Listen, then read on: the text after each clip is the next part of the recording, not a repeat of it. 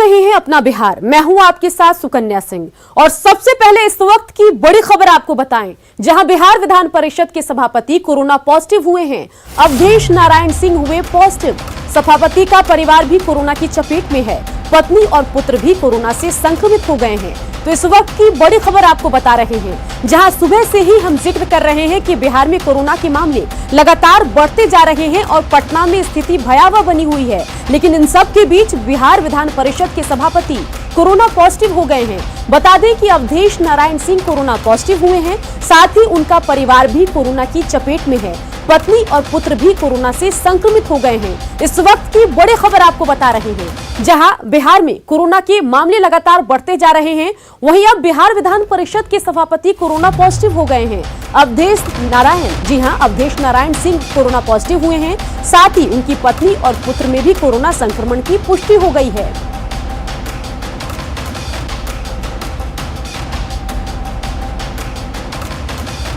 तो हमारे संवाददाता Ravi S Narayan phone line से हमारे साथ जुड़ गए हैं। रवि, इस वक्त की बड़ी खबर हम अपने दर्शकों को बता रहे थे, जहां बिहार विधान परिषद के सभापति कोरोना पॉजिटिव हुए हैं। आप तक क्या कुछ जानकारी पहुंच रही है, बताइए।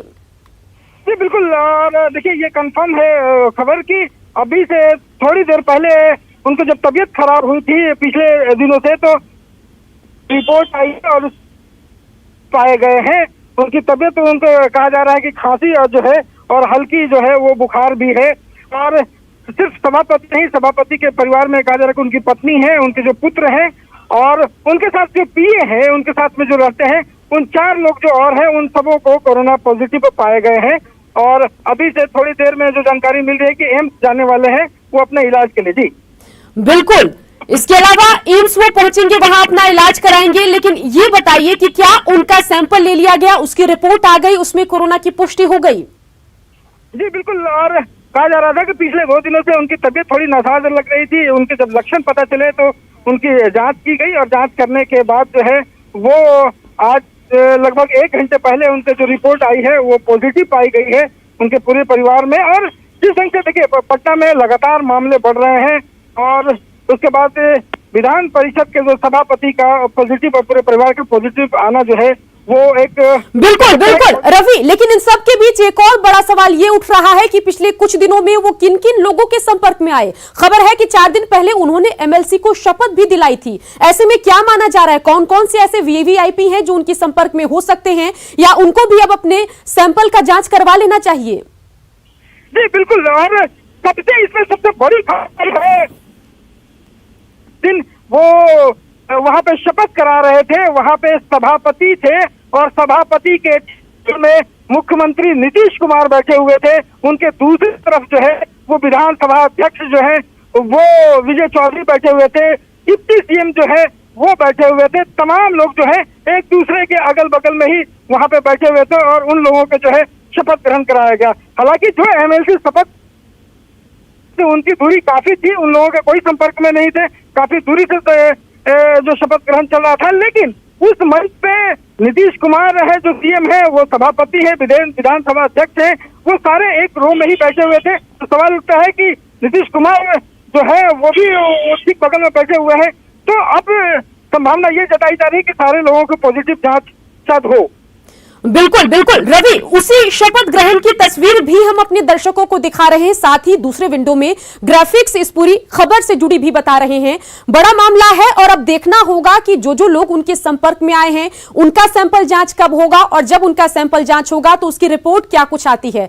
हम इस दरमियान देख रहे हैं कि जितने भी माननीय यहां पर पहुंचे उन्होंने मास्क का तो प्रयोग किया था, कुछ ने गमछे से अपना मुंह ढक रखा है। लेकिन मास्क पहनने का जो तरीका होता है, जिसमें नाक से लेकर मुंह तक का आपका एरिया ढका होना चाहिए, वो कई लोग उस चीज का पालन नहीं कर रहे हैं। तो ऐसे में संक्रमण की संभावना बढ़ती दिख रही है।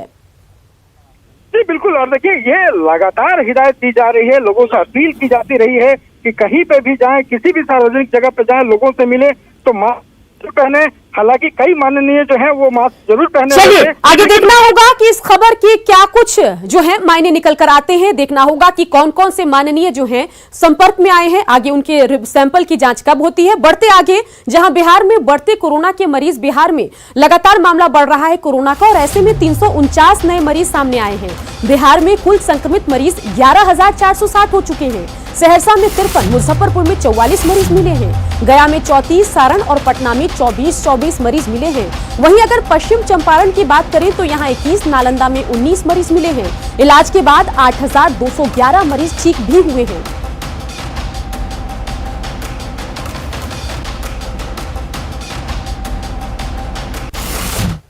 बढ़ेंगे आगे और कोरोना के बाद बिहार में आकाशीय बिजली का कहर देखने को मिला है। बिहार में वज्रपात से 14 लोगों की मौत हो चुकी है। भोजपुर में बिजली गिरने से 7 की मौत हुई है। छपरा में बिजली गिरने से 3 की मौत हुई है। जहानाबाद में बिजली गिरने से 2 की मौत हुई है। बक्सर में बिजली गिरने से 1 की मौत हुई है। बाढ़ में बिजली गिरने से महिला की मौत हुई है। तो बड़ी खबर आपको बता रहे हैं, जहां कोरोना के बाद अब बिहार में आकाशीय बिजली कहर बनकर टूटी है। बिहार में वज्रपात से कुल 14 लोगों की मौत हुई है। भोजपुर में बिजली गिरने से 7 की मौत हुई है। छपरा में बिजली गिरने से 3 की मौत हुई है। जहानाबाद में भी बिजली गिरने से 2 लोगों की जान गई है। बक्सर में बिजली गिरने से 1 की मौत की खबर है। वहीं बाढ़ में बिजली गिरने से महिला की मौत हुई है।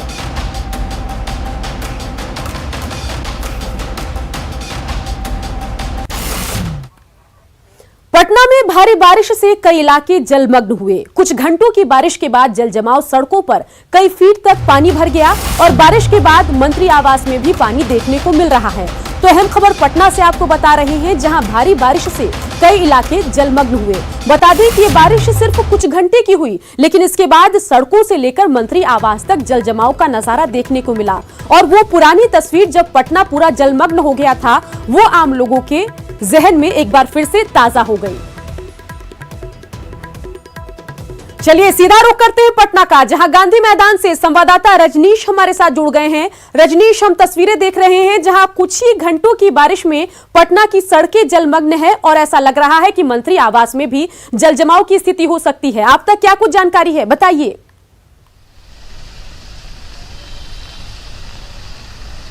देखिए, पिछले साल जिस तरह से पटना पूरी तरह से डूब गया था, तो इस बार एक उम्मीद थी कि बिहार सरकार जो दावा कर रही है कहीं ना कहीं पटना इस बार जलमग्न और डूबने से बच जाएगी। लेकिन लगातार जिस तरह से मानसून जो है मजबूत होता जा रहा है और पटना की परेशानी बढ़ रही है। आप इस वक्त जो देख रहे हैं, ये एक इलाका है, हम गांधी मैदान के पास मौजूद हैं और ज्ञान भवन के ठीक सामने की तस्वीर देखिए आप कि तकरीबन 3 फीट तक पानी सड़क पर बह रहा है।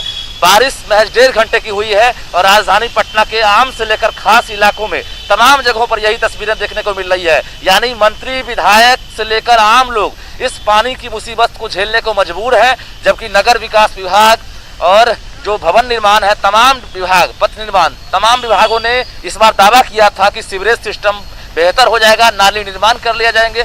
लेकिन जो तस्वीर है आपके सामने है, देख सकते हैं आप कि तकरीबन 1 घंटे पहले बारिश खत्म हो गई है, लेकिन जो सड़क की हालत बनी हुई है, यानी जो भी यातायात आप देख रहे हैं, यहाँ से कितनी परेशानी हो रही है गाड़ियाँ गुजरने में। कई गाड़ियाँ खराब हो जा रही है।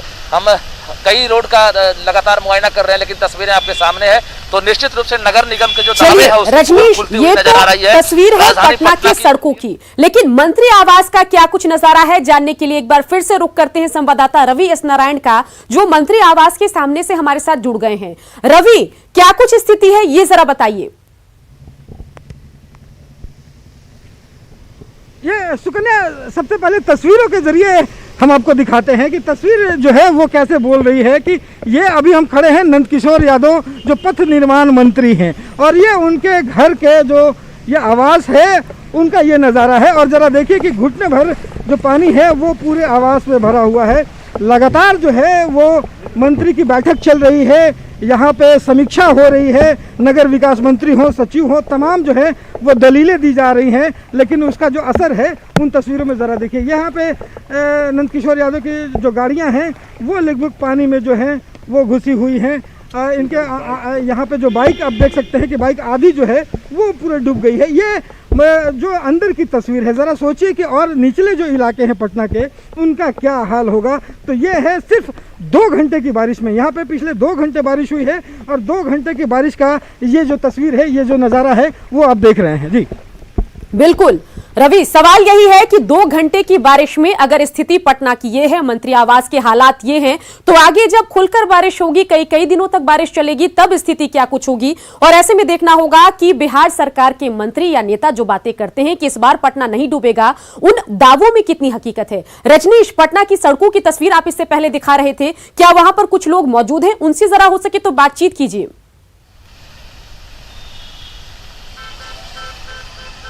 बिल्कुल, हम जहां मौजूद हैं यहाँ पानी ही पानी है और देख सकते हैं कुछ फुटकर विक्रेता है यहाँ पर जिनका सामान नुकसान हो गया है, वो पानी से बचाने का प्रयास कर रहे हैं। हालांकि अभी कुछ लोग यहाँ पर थे लेकिन अभी नहीं है फिलहाल, लेकिन हम तस्वीर लगातार दर्शकों को दिखा रहे हैं कि देखिए राजधानी पटना जिसे स्मार्ट सिटी बनाने की तमाम कवायदे की जा रही है, लेकिन जब मानसून दस्तक देता है, जब बरसात का मौसम आता है, तब राजधानी पटना की पोल खुल जाती है।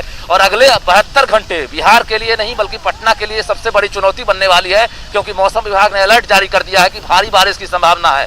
यानी जिस तरह से 1.5 घंटे की बारिश में पटना की कलई खुल गई है प्रशासन की, तो अगले 72 घंटे में पटना हो सकता है कि फिर से कहीं पिछले साल की तस्वीर देखने की कहीं जरूरत न पड़ जाए। और जो नियति है पटना की, शायद यही देखने को मिल रही है कि पटना की यही नियति है कि हर बार दावे होते हैं, सरकारी मुआयना किया जाता है, मॉनिटरिंग की जाती है, कमेटी गठित होती है, लेकिन जो हालत है किसी से छुपा नहीं है। बोरिंग रोड, बेली रोड या फिर जो आम मोहल्ला है यानी लोहानीपुर से लेकर कदम कुआं, तमाम जगहों पर सुकन्या यही नजारा है। हम दिखा रहे हैं आपको, देखिए पानी किस तरह से जमा हो गया है। ये अब देखिए चारों तरफ बाहरी किनारा, यानी घुटना भर पानी, अगर आगे बढ़ेंगे आप तो घुटना भर पानी वहां पर जमा है चारों तरफ से। तो आम से लेकर खास तक हर कोई परेशान है, सरकारी दफ्तर हो, निजी कार्यालय हो, हर जगह खबर आ रही है कि पानी प्रवेश कर गया है। तो चलिए रजनीश, नजर बना के रखिए। तमाम जानकारी के लिए आपका शुक्रिया। रवि भी हमारे संवाददाता पटना से हमारे साथ जुड़े थे। रवि, आपका भी शुक्रिया। तो चलिए बढ़ते आगे। पटना के बाद बात अब जमुई की, जहां चिल्का खाट जंगल में नक्सलियों के खिलाफ सर्च अभियान के दौरान पुलिस की लूटी हुई SLR, 10 जिंदा कारतूस, 1 देसी कट्टा सहित नक्सलियों के कई सामान बरामद हुए हैं। दरअसल पुलिस को सूचना मिली थी कि नक्सली किसी बड़ी घटना को अंजाम देने के फिराक में हैं। जंगल में वो यहां पर इकट्ठा हुए हैं, जिसके बाद SSB, CRPF और जिला पुलिस ने संयुक्त कार्रवाई की और उसके बाद ये बरामदगी हुई।